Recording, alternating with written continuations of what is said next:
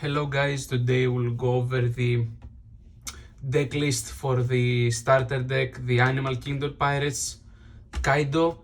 This is the optimized deck list where you'll need to have two starter decks to make this deck list as best as you can and as consistent as you can.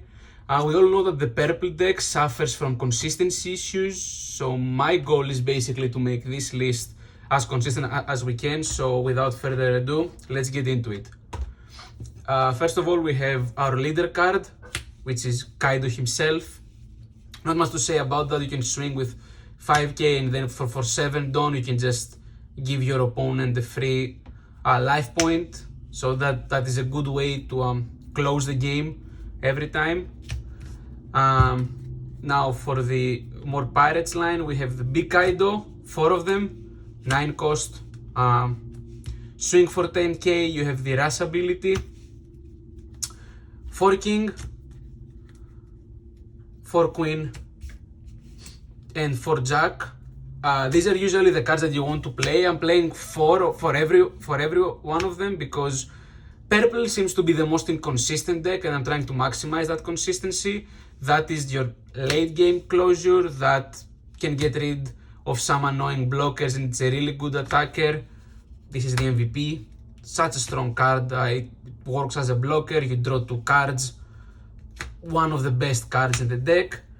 And you can use this one if you don't draw Onigashima to get even more dons in play. So usually when you play this deck, if you can't mulligan for Onigashima, I think mulligan for Jack is quite strong because of the dons that you can get in play.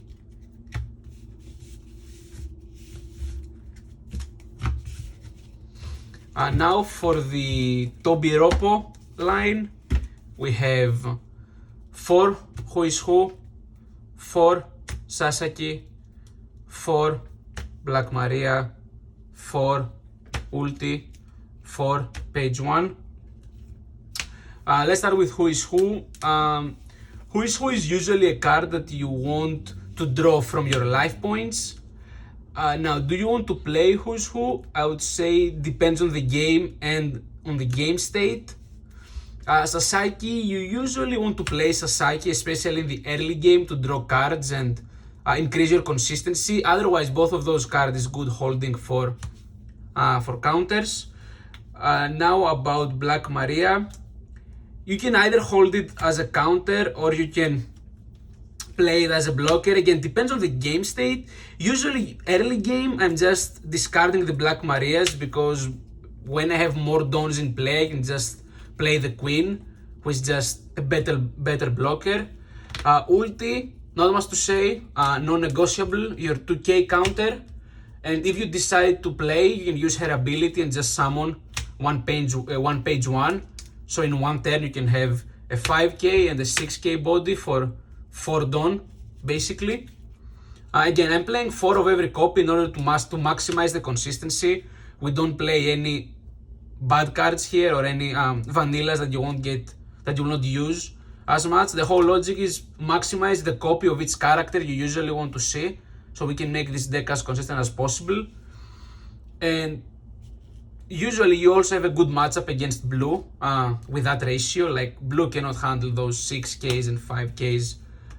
Like they are gonna play Doffy and they will have to bounce either ulti or page 1, which is usually page 1, but then you just have ulti to attack next turn. And then if I combine all of the other bodies, that is usually too much for blue. For green it depends on the game state. For green I would say just wait and last as long as possible because late game purple beats green.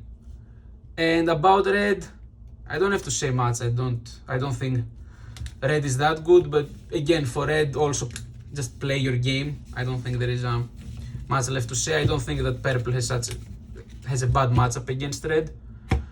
Now to finish the pirate line, 3 Sipsid, hold them as counters basically for early game, late game, whenever you need them. For stages, 4 Onigashima. The reason this deck is good, not much to say, try mulligan for Onigashima. Every time you open Onigashima, you will usually win because you can get done so fast. Like in one game I opened with Onigashima and Jack and you get dons so fast. Like I got so many dons where you just overwhelm your opponent, even if it's red, blue, or green, even if it's like the Worst Generation, the Straw Hat, or the 7 Warlords deck.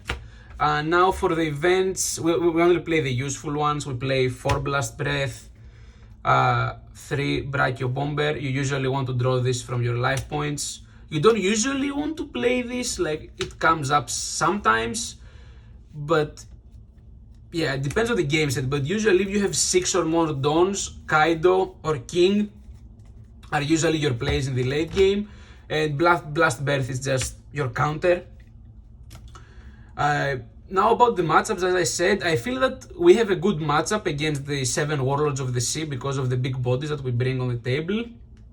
Against green, and against red, the more we get into the late game, the better for us. I would say just try and survive, because in the late game, like this guy, and sometimes, like most of the times even this guy, they should be able to close out your games.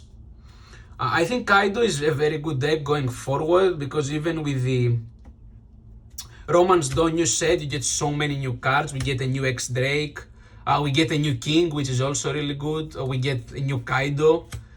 And based on the Japanese meta after Romance Dawn, the Kaido deck is the best or is the second or third best deck after the green deck. I think after the Eustace Kid, and then there is one Law leader. I think that it's also doing pretty good, but Kaido is also up there. It's definitely a tier 1 deck.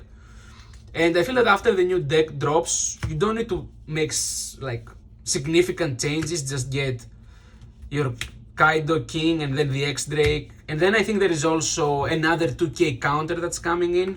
I don't remember her name. It's like the villain, it's the Koruzumi villain from Wano.